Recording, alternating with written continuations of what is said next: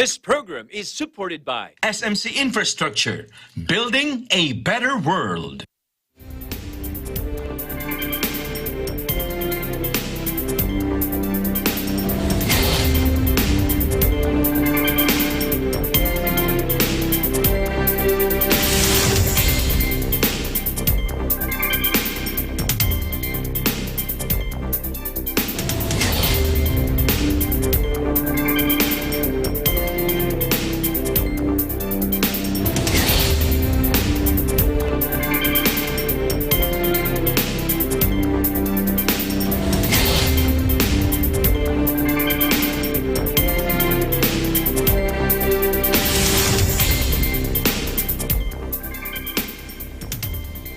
Hello, I'm Alma Angeles and you're watching Eagle News International. And I'm CJ Hero. Welcome to our program. Now on tonight's headlines. President Donald Trump came his closest yet to admitting election defeat Monday after the government agency meant to ease Joe Biden's transition into the White House said it was finally lifting its unprecedented block on assistance. An expert. 5 COVID-19 vaccines are set to hold their clinical trials here in the Philippines, which would make the access to these vaccines easier for Filipinos.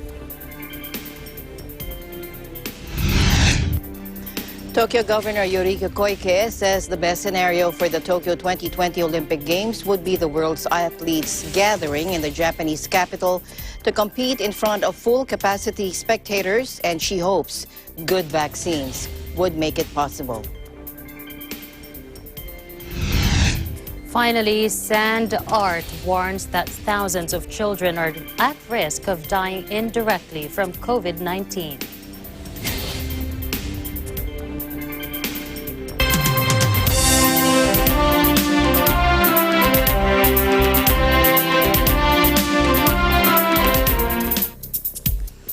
First, President Donald Trump came his closest yet to admitting election defeat Monday after the government agency meant to ease Joe Biden's transition into the White House said it was finally lifting its unprecedented block on assistance. President Trump acknowledged it was time for the General Services Administration to do what needs to be done.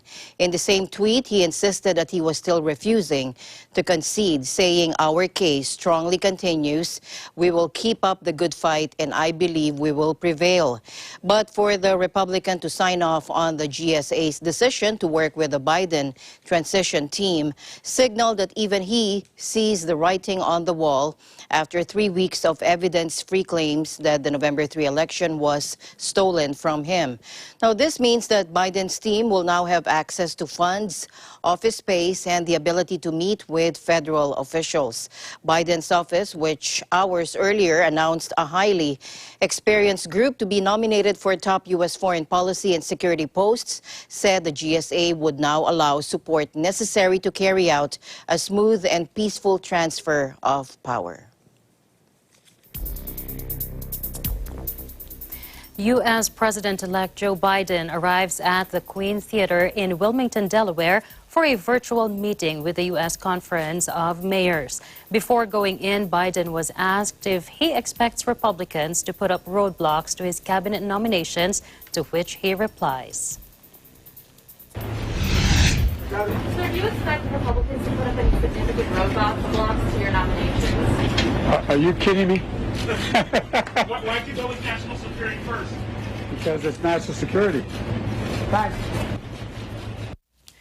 Biden named the first woman, Avril Haines, as Director of National Intelligence and Cuban-born Alejandro Mayorkas to head the Department of Homeland Security, the agency whose policing of tough immigration restrictions under Trump was a frequent source of controversy.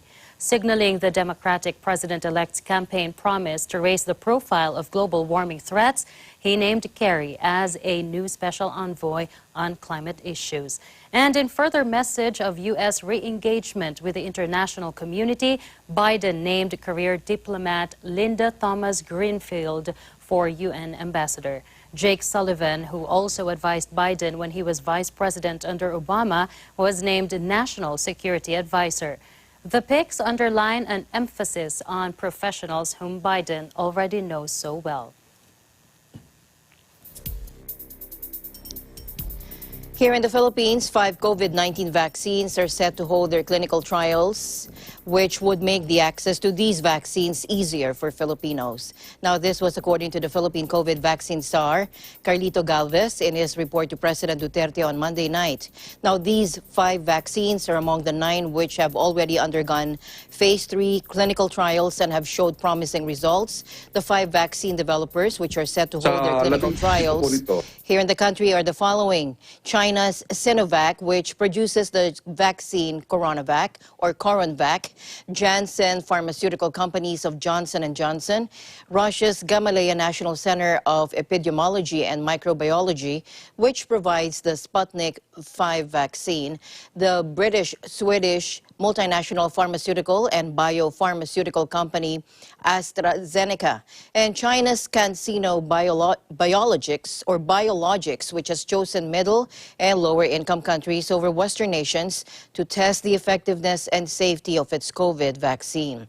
Now, Sinovac's Coronavac is a chemically inactivated whole virus vaccine for COVID-19. Janssen Pharmaceuticals' phase 3 ensemble study of the single-dose regimen of J&J 784-36735, the investigational vaccine candidate it has developed, continues to enroll and vaccinate study participants. Ensemble is proceeding to enroll up to 60,000 participants worldwide, according to Johnson & Johnson. China's CanSino Biologics, which developed the Ad5-nCoV vaccine candidate, earlier said that it will conduct phase 3 of its clinical trials on some 40,000 participants in Russia, Saudi Arabia, Pakistan, and Mexico. Clinical trials are set for next year. Meanwhile, Russia's Sputnik V coronavirus vaccine is 95% effective, according to a second interim analysis of clinical trial data its developers said on Tuesday. The 2-dose vaccine will be available on international markets for less than $10 per dose, they said, and will be free for Russian citizens. It can be stored at between 2 and 8 degrees Celsius or between 35.6 and 46.4 degrees Fahrenheit, they said, instead of the temperatures below freezing required for some other vaccines. The statement said that the vaccine had shown 91.4% effectiveness 28 days after the first dose, a figure based on 39 cases. 42 days later, after a second dose, data showed an efficacy of the vaccine above 95%. Overseas trials of the vaccine are taking place in the United Arab Emirates, Venezuela, Belarus, and other countries. Russia in August became the first country to register a coronavirus vaccine, but did so ahead of the large-scale clinical trials that are still underway.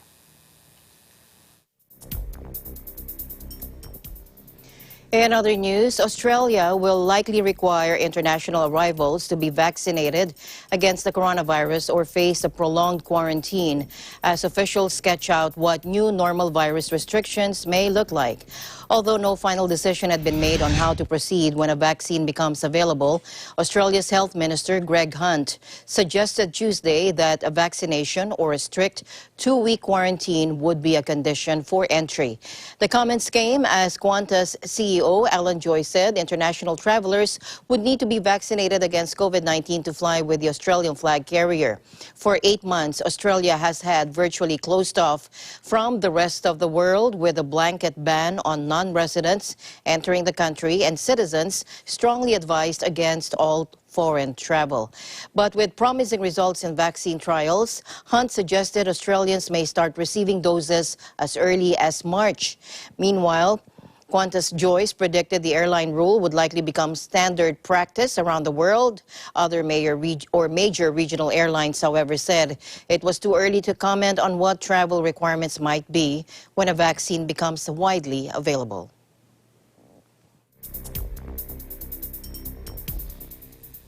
Spain's King Felipe VI is self-isolating after coming into contact with a person who tested positive for COVID-19. The palace said in a statement that the 52-year-old monarch had suspended all official activities for 10 days. Meanwhile, Queen Letizia and the royal couple's daughters, Leonor and Sophia, may continue their activities normally.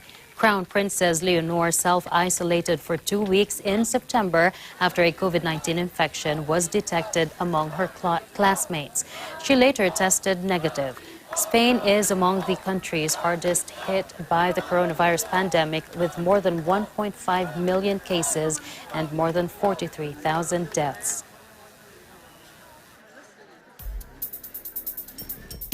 And hundreds of flights at one of China's busiest airports were canceled on Tuesday as Shanghai raced to bring a local coronavirus outbreak under control. Health officials have tested thousands of staff at Pudong International Airport since a small cluster of COVID-19 cases in the city was linked to several cargo handlers. China, where the virus first emerged late last year, has largely brought the pandemic under control through travel restrictions and lockdowns, but it's now battling a number of domestic outbreaks in different cities. Shanghai has reported 7 local infections linked to the airport this month, with most cases found in the past few days. The outbreak has sparked plans to give high-risk workers at the travel hub an experimental vaccine China has already been providing to state employees, international students, and essential workers heading abroad since July. On Tuesday, figures from data services firm VeriFlight showed that over 500 flights out of Pudong Airport had been called off, nearly half the day's scheduled flights. Almost half of scheduled inbound flights were also canceled. More than 17,700 people had been swabbed by Monday morning as part of a drive to test airport cargo staff, according to state news agency Xinhua, with those infected including employees at logistic firms FedEx and UPS. Germany may extend lockdown in order to curb the spread of coronavirus. The country is currently in a month-long lockdown light, shutting restaurants, bars, gyms, and entertainment venues, but keeping schools, shops, and workplaces open. We have Eva Marie Cross for more news. Eva. On November 2, 2020, Germany entered the first day of a 1-month light lockdown. This lockdown is a less intensive version of last spring's lockdown that brought German society and economic activity to a standstill. Despite the measures taken, the number of infections in Germany continues to rise sharply. Therefore, the German government met again on November 16, 2020 to consider further rules. Restaurants and cultural facilities are still not allowed to reopen their establishments. Food delivery services are an exception to this rule. Also, contacts will continue to be restricted. Instead of a meeting of a maximum of 10 people from 2 households, it will now only be possible to meet members of one's household and a maximum of 2 people from another household.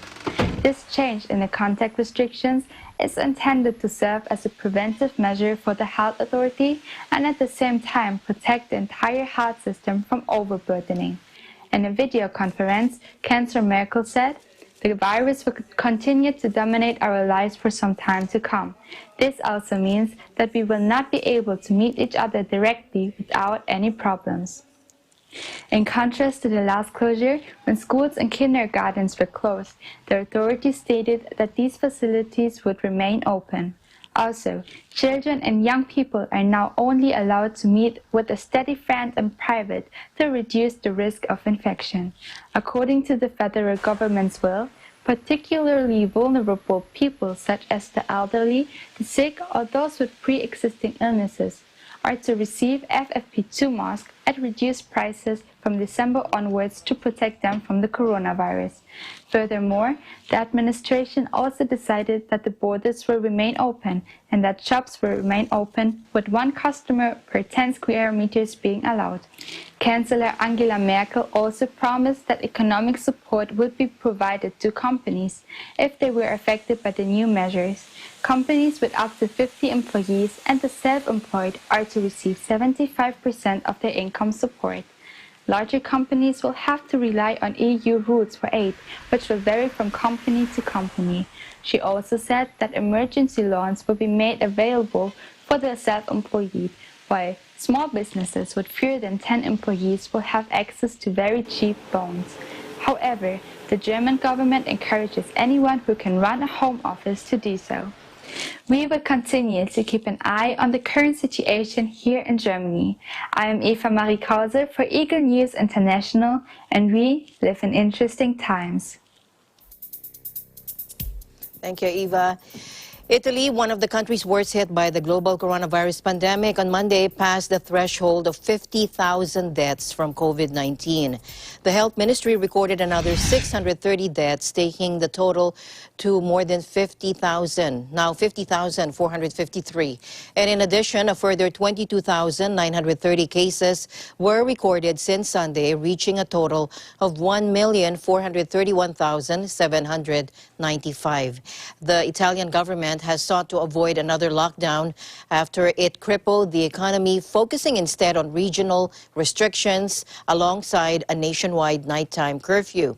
Officials say the measures, which include the closure of bars, restaurants, and shops in the worst-hit areas, are having an effect, but medics are warning of the continued pressure on ICUs. For although the number of beds has been increased, there's a lack of qualified staff too.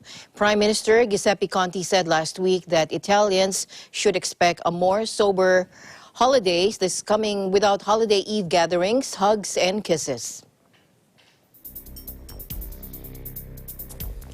Public officials in the U.S. warned that Thanksgiving gatherings will fuel new infections. Some 3 million people traveled by air in the U.S. over the weekend, the most since mid-March. The governor of New Jersey, Phil Murphy, appealed for restraint. Watch this.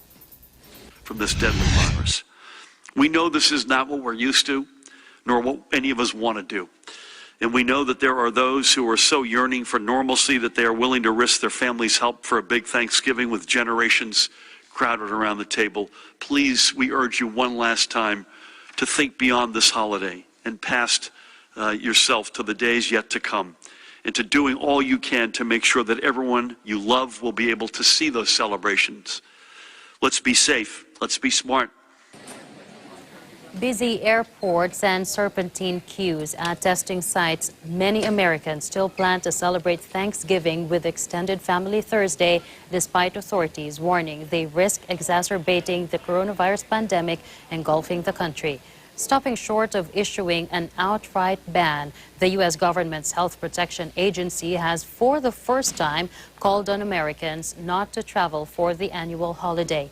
With more than 150,000 new cases daily in the U.S., which has the world's highest coronavirus death toll of more than 256,000, most state governors have urged citizens not to turn their dining rooms into hotbeds of coronavirus.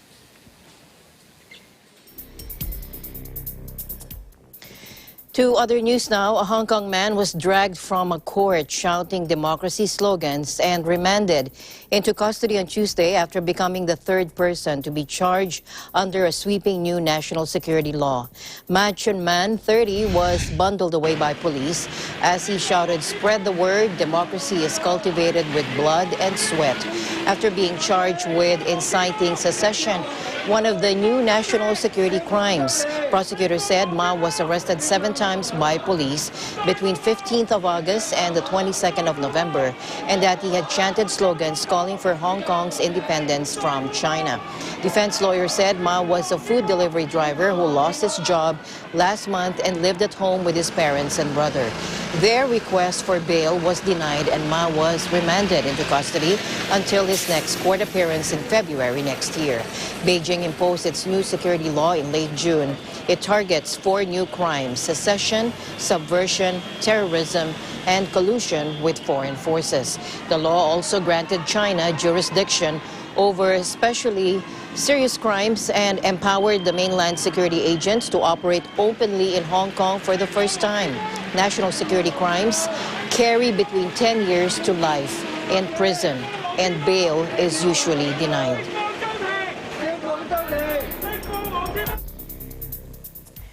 Beijing accuses London of having a colonial mindset and double standards after Britain's government said it is considering reviewing a deal allowing its judges to sit on Hong Kong's highest court over concerns China is trampling on the semi-autonomous city's freedom. Watch this. 我们敦促英方摒弃殖民主义思想，收起虚伪和双重标准，停止干涉别国内政，早日回归国际法和国际关系基本准则的正道。 Foreign Minister Dominic Raab said the government is considering reviewing a deal allowing its judges to sit on Hong Kong's highest court over concerns China is trampling on the semi-autonomous city's freedoms, drawing a sharp rebuke from Beijing Tuesday. He added he had begun consultations concerning when to review whether it continues to be appropriate for British judges to sit as non-permanent judges on the Hong Kong Court of Final Appeal. Under a one-country, two-systems deal, Hong Kong maintained its independent common law judiciary, viewed as one of the bedrocks of the financial hub's identity and economic success. It is a key factor differentiating the city from mainland China, where the opaque legal system is controlled by the Communist Party.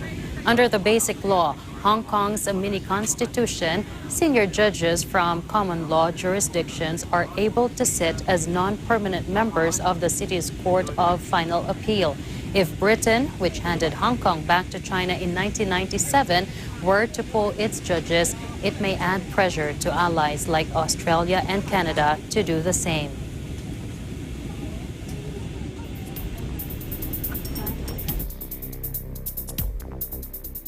Meanwhile, Taiwan began construction on a fleet of indigenous submarines, the latest move by the outgunned island to bolster its defenses against increasingly bellicose threats from Beijing. Let's listen in. 今天起 ，Made in Taiwan 的潜舰就要正式开始建造。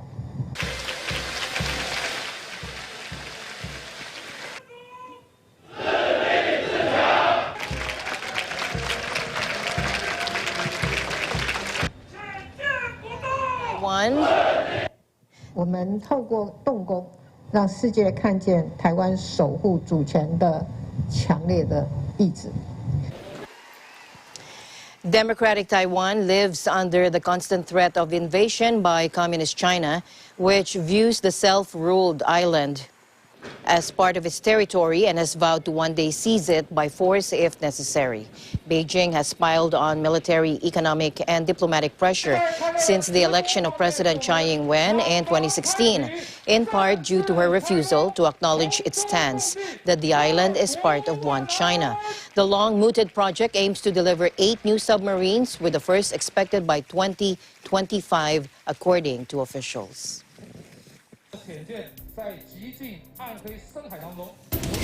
And we'll take a short break. Eagle News, we'll be right back.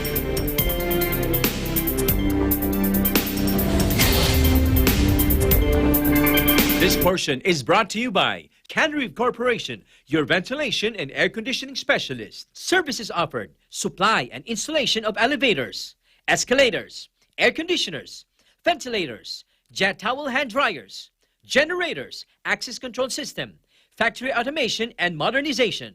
For more info, please contact Ami Kanke at 0915-263-7198 or 0998-900-3224.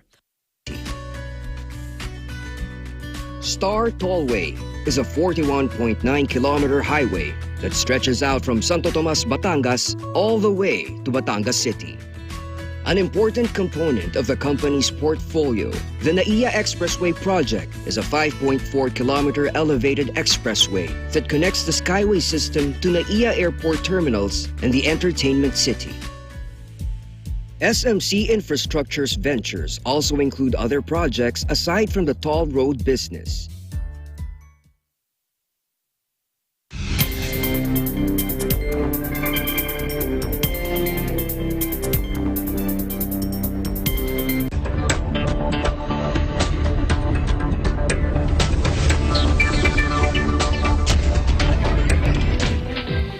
Most stock markets rose Tuesday as news that Donald Trump's team will now work with Joe Biden to begin his transition into the White House, built on optimism that vaccines could soon be rolled out around the world. However, the mood on trading floors continues to be tinged by surging coronavirus infections and deaths that have forced governments to impose or consider reimposing economically painful containment measures. Trump late Monday eased some lingering post-election uncertainty by saying the agency that works with incoming administrations would now work to assist Biden's team. All three main New York indices rose Monday, helped by news that Britain's AstraZeneca and the University of Oxford had said they will seek regulatory approval for their vaccine, adding to hopes for a return to normal after similar announcements by Pfizer, BioNTech, and Moderna. Tokyo soared more than 2% as investors returned from a long weekend, while Sydney piled on more than 1%. Singapore, Seoul, Mumbai, Wellington, and Jakarta also chalked up healthy gains. Hong Kong could only eke out a small rise after a local spike in coronavirus infections forced leaders to consider imposing fresh containment measures. Shanghai, Taipei, and Manila fell while Bangkok was barely moved. London, Paris, and Frankfurt all rallied out of the blocks. In other business news, U.S. auto safety authorities ordered General Motors to recall nearly 6 million pickup trucks and sport utility vehicles to replace defective Takata airbags, according to officials on Monday. The National Highway Traffic Safety Administration, or NHTSA, rejected a 4-year-old appeal from GM to exempt it from a recall order to replace the Takata airbags, which are prone to exploding in warmer regions. The agency said exemptions like the one sought by GM are virtually never granted, as it rejected GM's arguments that Takata airbags in its vehicles pose an inconsequential risk to consumers.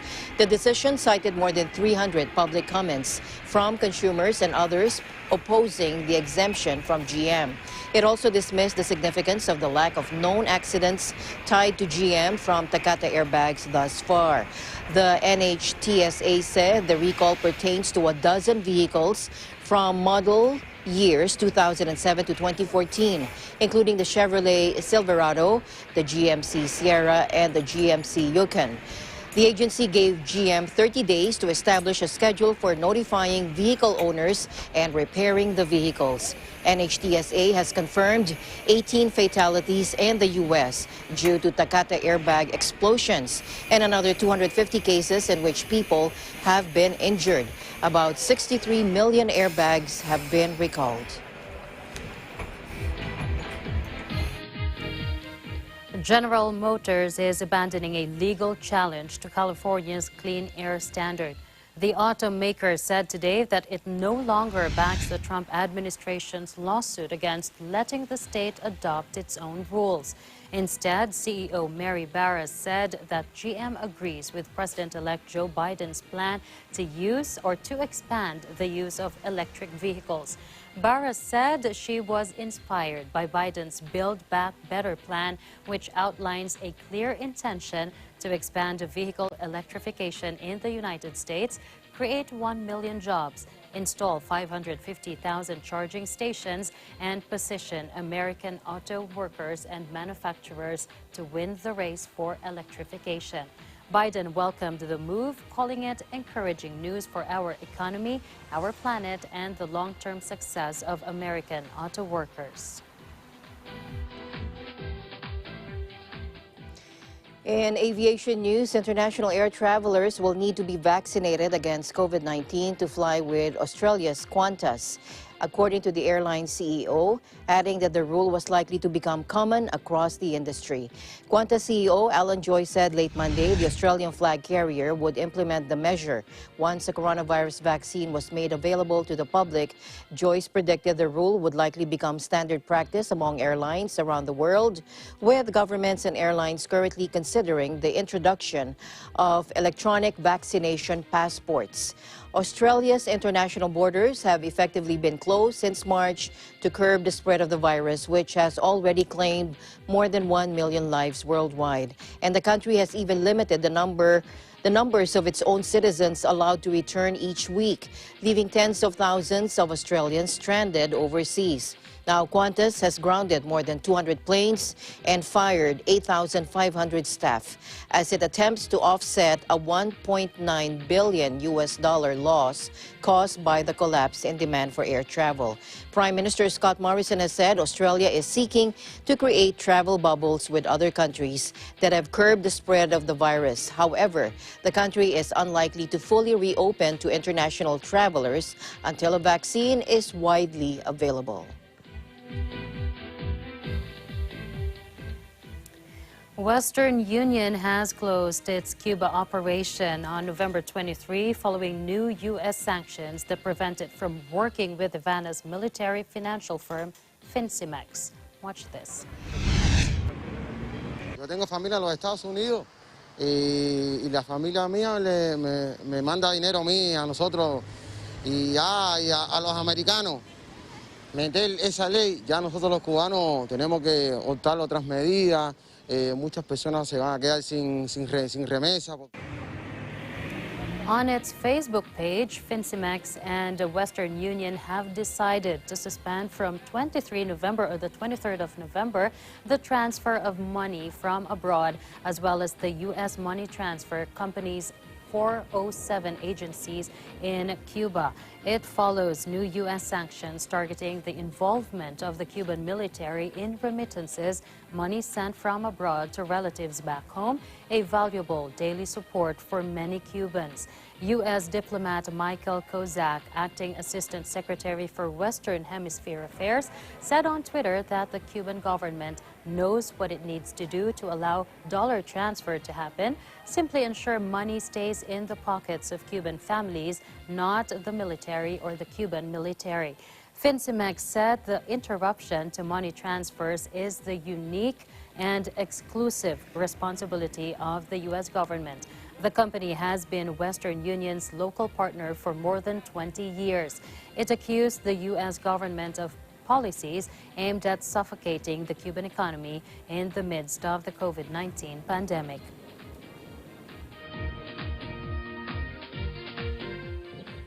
A Malaysian company, Top Glove, that is the world's biggest manufacturer of surgical gloves, will now close over half of its factories after a surge in coronavirus cases among its workers, according to authorities. More than 1,000 cases were recorded on Monday, prompting the government to order the plants to close. Top Glove said in a statement it would cooperate fully with the relevant authorities to implement the temporary stoppage, and plant closures had begun. About 5,700 workers have already been screened, and the rest will also undergo tests. Top Glove did not say how the closures would affect its ability to meet orders. The company operates 47 factories, 41 in Malaysia, and many of its workers are from Nepal, and they live in crowded dormitory complexes. The company can produce more than 70 billion gloves a year and is a major global supplier. Malaysia is battling a resurgent outbreak of the coronavirus, which has infected more than 56,000 people and killed 337. The country's glove manufacturers and other industries have long been accused of mistreating migrant workers, and the U.S. in July banned the import of gloves from 2 Top Glove subsidiaries over concerns about forced labor.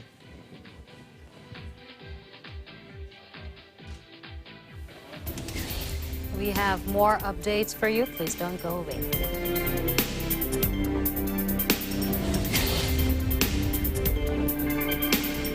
This portion is brought to you by RJK Services Manpower Agency Corporation.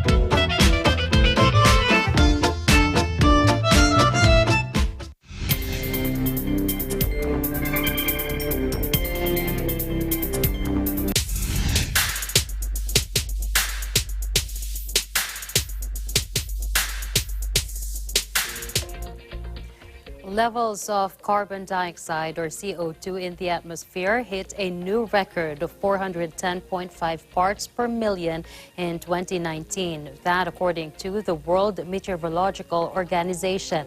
In its annual greenhouse gas bulletin, the U.S. agency announced that concentrations of CO2 are expected to keep rising this year. This is despite a slight reduction in emissions owing to the COVID-19 pandemic. Carbon dioxide is the most important of several greenhouse gases that trap heat in the atmosphere and contribute to climate change. Its levels have risen by 48% since pre-industrial times, the WMO said in a press conference. Here's Oksana Tarasova, WMO Chief of Atmospheric and Environment Research Division, speaking to a news conference in Geneva. Watch this. So the CO2 which we have now in the atmosphere is accumulated since 1750. So it's every single bit which we put in the atmosphere since that time actually forms the current concentration. It's not what happened today or yesterday. It's the whole history of the human economic and human development which actually lead us to this global level of 410. And when we talk about the impact of COVID, and Professor Tallis indicated that the impact of COVID on emissions is between 4 to 7%. So despite the fact that it looked like that the world stands still, we get only the decrease of 4 to 7% in emissions which we produce. So our whole economy and our consumption partners actually wire us to the extremely high emissions, even if we all sit on lockdown and limit our mobility, because lockdown is only limit on the mobility and not on our consumption. If you would like to reach carbon neutrality or this 1.5 degree target, then we should become carbon neutral by 2050. And as I said, good news is that we have now a growing amount of countries and groups of countries who have committed to that. So far, we have 50% of the global emissions which are coming from China, European Union, and Japan and South Korea, and also 50% of the global GDP behind this. And if USA, with the Biden administration, will have the same target, then that would mean that we would have majority of our emissions and also majority of the global economy behind such a target. But we should bend this emission growth curve in the coming 5 years, and then we should start seeing drops of the emissions of the order of 6% per year until 2050 to reach that target. Biden, at least in his campaign, he was indicating that he would invest both in carbon-friendly technologies. There would be a fairly big package for that, and we are talking about a couple of trillions. And then he has indicated that he would like to have the same aim as many others, that to become carbon neutral by 2050. And of course, that would be good news for the globally, and it might have a little bit the domino effect that it might motivate also some other countries.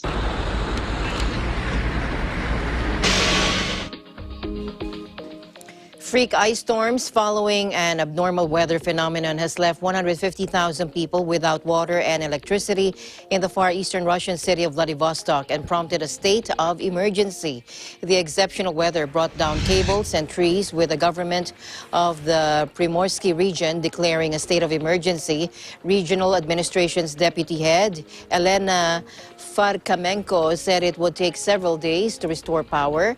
Freezing rain began pummeling the city of some 600,000 people overnight on Thursday after a cyclone carrying hot air met an anti-cyclone carrying cold air. In some places, the resulting ice was 12 millimeters thick, something not observed in the region in 30 years. China on Tuesday launched an unmanned spacecraft to bring back lunar rocks, the first attempt by any nation to retrieve samples from the moon in 4 decades. A long March 5 rocket carrying the Chang'e 5 probe blasted off from the Wenchang Space Center on the southern island province of Hainan at 4:30 a.m. local time, the official Xinhua news agency said. Beijing is pouring millions or billions into its military-run space program with hopes of having a crewed space station by 2022 and of eventually sending humans to the moon. The mission's goal is to shovel up lunar rocks and soil to help scientists learn about the moon's origins, formation, and volcanic activity on its surface. If successful, China will be only the third country to have retrieved samples from the moon, following the United States and the Soviet Union in the 1960s and the 1970s. And former Secretary of State John Kerry signed the 2015 Paris Agreement on behalf of the U.S., a decision subsequently reversed by President Trump. And now he is said to be President-elect Joe Biden's climate envoy, in a clear sign of the upcoming administration's renewed commitment to fight climate change. In a tweet, Mr. Kerry said, "I'm returning to government to get America back on track to address the biggest challenge of this generation and those that will follow." Mr. Kerry signed the Paris Climate Agreement on behalf of the U.S. in 2016. The Paris Agreement aims to limit end-of-century warming below 1.5 degrees Celsius to avoid triggering a series of catastrophic climate tipping points that could confine most of humanity to the planet's northern and southern bands.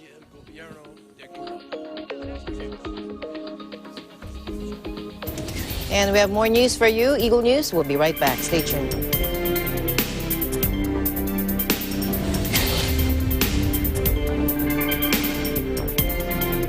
This portion is brought to you by Cuba, an expert in air conditioning and electromechanical. Also engaged in structural, electrical, fire protection, plumbing, and sanitary services. Cuba, your ultimate NEPS and air conditioning solutions. Mula noon hanggang ngayon, gabay natin ang MTRCB ratings sa matalino at responsableng panonood.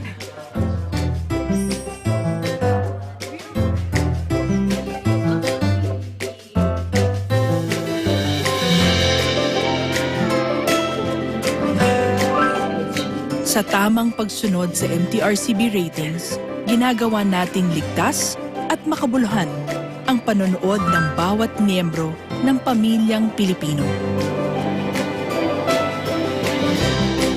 Lumipas man ang panahon, hanggang may pamilyang Pilipino, andyan ang MTRCB.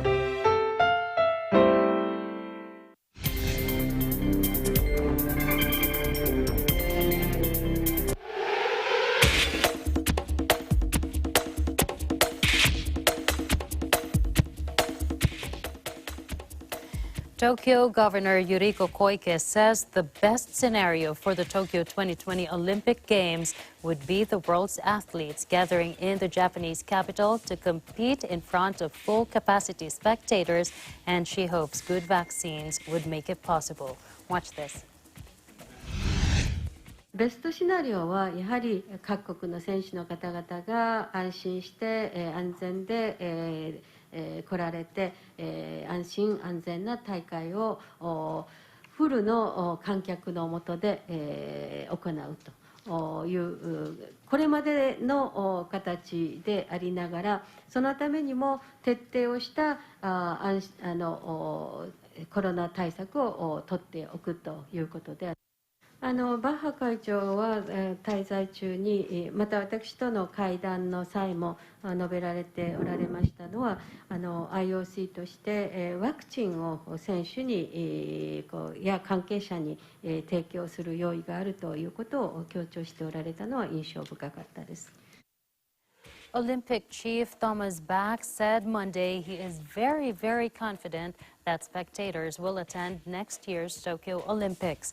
Spiraling infections and new lockdowns around the world have renewed skepticism that the massive international event will be possible if the pandemic is not under control by opening day, now scheduled for July 23rd, 2021. But organizers and Japanese officials have insisted that they can hold the event and are drawing up a raft of coronavirus countermeasures intended to make the games safe even if the pandemic is not over.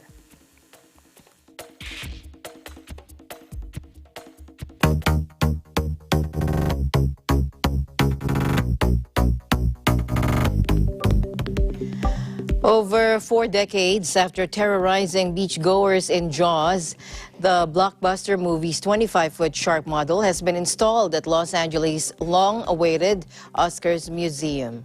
Now, Bruce the Shark, rumored to have earned its nickname from director Steven Spielberg's razor-sharp lawyer, now lurks 30 feet or 9 meters above the 3rd floor of the Academy Museum, which is set to open in April. The fiberglass Predator is the only remaining version created for the classic 1975 movie. But with Jaws measuring nearly 5 feet wide, was too large for the building's elevators and had to be levered in by crane through the window. Weighing more than 1,200 pounds, it is the largest object so far in the collection of the upcoming Academy Museum of Motion Pictures, a project by the body organizing Hollywood's Oscars. First dreamt up nearly a century ago but beset with delays, the museum is due to open April 30 next year. Although all indoor Los Angeles museums are currently closed due to COVID restrictions. The futuristic museum contains a 1,000-seat theater inside a seemingly suspended glass, steel, and concrete orb designed by Renzo Piano, connected by sky bridges to a converted department store housing the main galleries and the shark.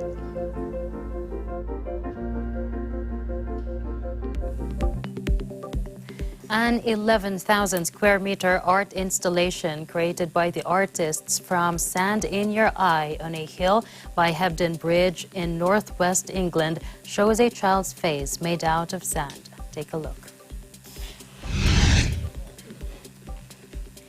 It's been unveiled on World Children's Day. The work, supported by UNICEF and entitled 6,000 Children, aims to raise awareness about the situation of over 6,000 children who are at risk of dying from indirect causes of the COVID-19 pandemic.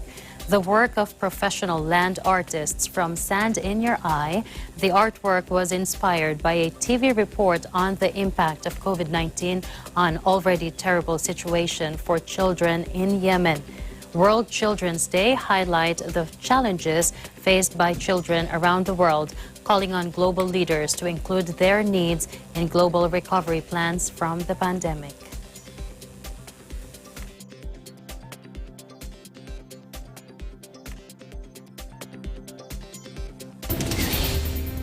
That's an amazing artwork. Yes, it's kind of painful to look at it, but it's a nice reminder. We're not forgetting the children in this battle against the pandemic. True. Well, that's it for tonight's broadcast. Little thing there. Thank you so much for joining us. I am CJ Hero. Please join us again tomorrow. And at the end of the day, there remains so much more to be grateful for. I'm Alma Angeles, and we live in interesting times.